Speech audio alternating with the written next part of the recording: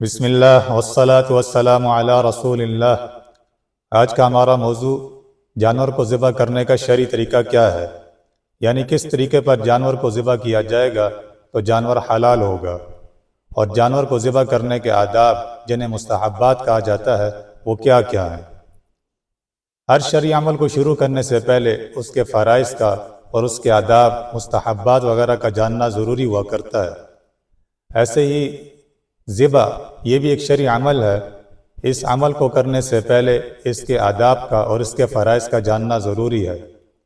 تو سب سے پہلا کام جو جانور کو ذبح کرتے وقت ضروری ہے وہ یہ ہے کہ آلات جرح جو ہیں، جیسے چھری ہو گئی، ٹوکا وغیرہ ہو گیا، ان کو جانور کے سامنے نہ لایا جائے، یعنی ان کو کپڑے میں لپیٹ کر رکھا جائے اور اس کے بعد جانور کو گرانے کا عمل شروع کیا جائے۔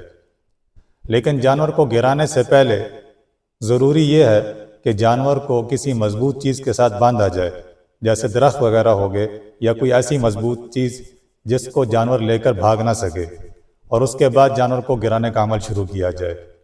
کیونکہ عام طور پر دیکھا جاتا ہے کہ جانور کو جب گرانے کا عمل شروع کیا جاتا ہے تو اکثر اوقات جانور چھڑا کر بھاگتا ہے، جو جانور کے لیے بھی تکلیف دہ ہے اور اوروں کے لیے بھی تکلیف کا باعث بنتا ہے۔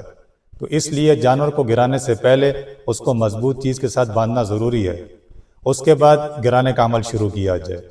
جب جانور گر جائے تو گرنے کے بعد اس کے پاؤں کو اور اس کی دم وغیرہ کو مضبوطی سے باندھا جائے، اور اس کے بعد اس کی رسی کو کھولا جائے، اور پھر جب ذبح کرنا ہو تو جانور کو اس کے جبڑے سے پکڑ کر، جو کھال کا گردن کا جو حصہ جبڑے کے قریب ہوتا ہے، ایک ہاتھ سے اس کو مضبوطی سے پکڑنا چاہیے اور دوسرے ہاتھ میں چھری لے کر حلق کے اوپر چلانی چاہیے، یعنی گردن کے اوپر چلانی چاہیے۔ چھری چلاتے وقت تکبیر کا پڑھنا ضروری ہے، بسم اللہ اللہ اکبر، اور ساتھ میں یہ دعا بھی پڑھ لینی چاہیے، انی وجہت وجہی للذی فطر السماوات والارض حنیفا وما انا من المشرکین ان صلاتی ونسکی ومحیای ومماتی للہ رب العالمین۔ لیکن اگر کوئی شخص تکبیر پڑھنا بھول گیا تو تب بھی جانور حلال ہوگا، لیکن اگر کسی شخص نے جان بوجھ کر تکبیر کو چھوڑ دیا تو پھر جانور حرام ہوگا۔ اب ذبح کی جو جگہ ہے وہ جبڑے کے نیچے جو گردن کا حصہ جہاں سے شروع ہوتا ہے وہاں سے لے کر سینے تک جہاں گردن کا اختتام ہوتا ہے، یہ جو جگہ ہے یہ ذبح کی جگہ ہے۔ اس حصے میں جب بھی چھری چلائی جائے گی تو جانور حلال طریقے سے ذبح ہوگا، اور جب چھری چلائی جائے تو اس قدر مضبوطی سے چلائی جائے کہ اس میں 4 رگیں کٹ جائیں، یعنی جانور کو ذبح کرنے کے لیے اور جانور کا حلال ہونے کے لیے 4 رگوں کا کٹنا ضروری ہے۔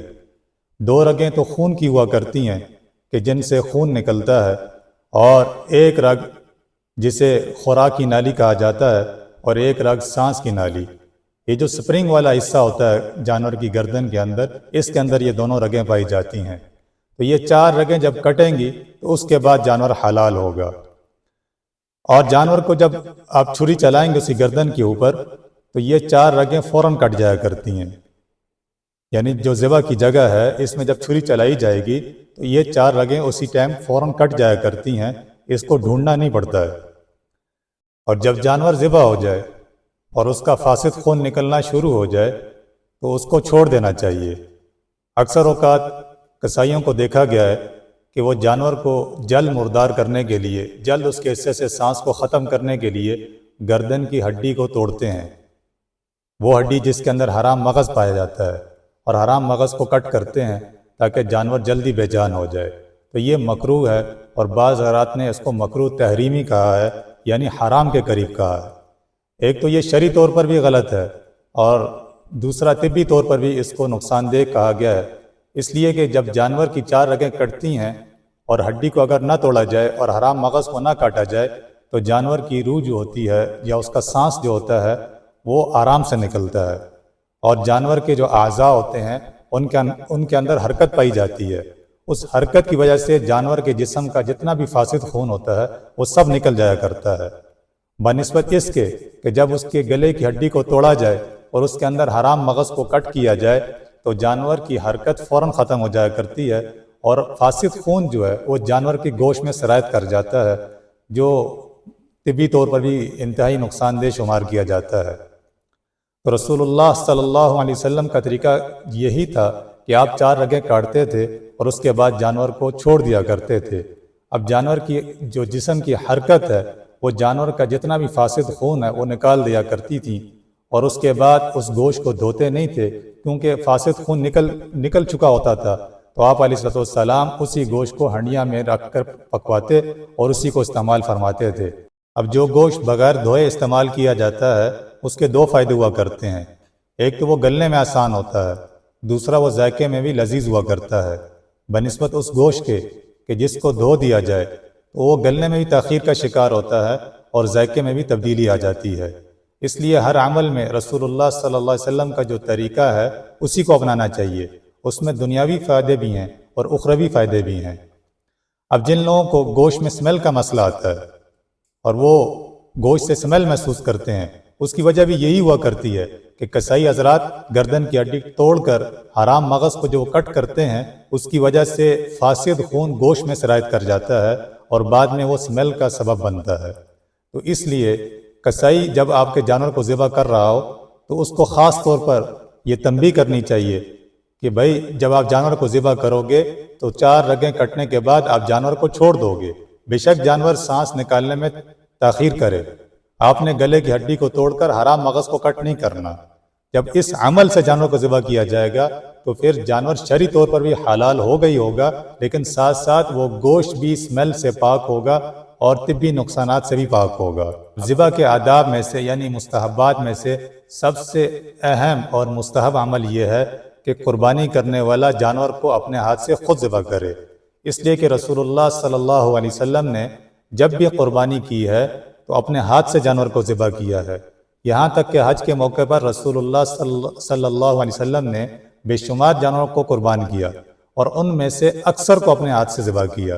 جب آپ تھک گئے تو پھر آپ نے حضرت علی کرم اللہ وجہ کو حکم دیا کہ باقی جانوروں کو آپ ذبح کرو۔ تو اس لیے ہر مسلمان کو چاہیے کہ وہ مضبوط اعصاب کا مالک بنے اور اپنے دل کو مضبوط کرے اور جانور کو اپنے ہاتھ سے ذبح کرے۔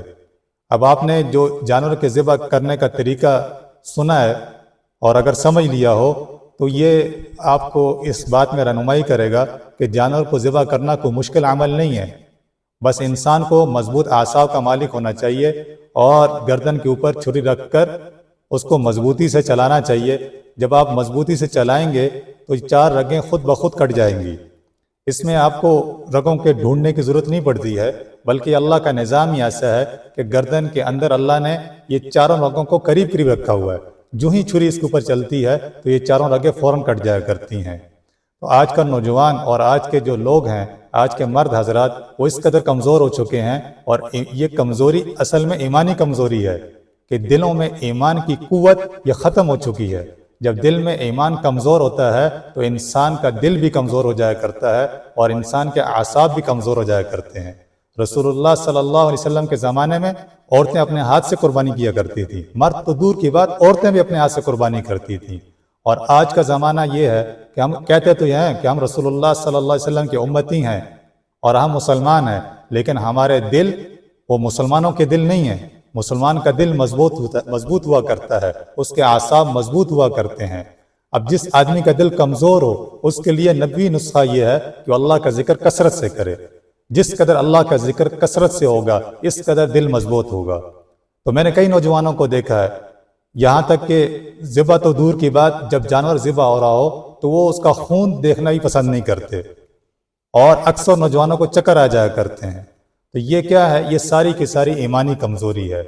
حدیث شریف میں تو یہاں تک بیان کیا گیا جس کا مفہوم ہے کہ اللہ تعالیٰ کو وہ مومن جو مضبوط اعصاب کا مالک ہو اور مضبوط دل کا مالک ہو، وہ اللہ کو زیادہ پسند ہے اس مومن سے جو کمزور اعصاب کا مالک ہو اور کمزور دل کا مالک ہو۔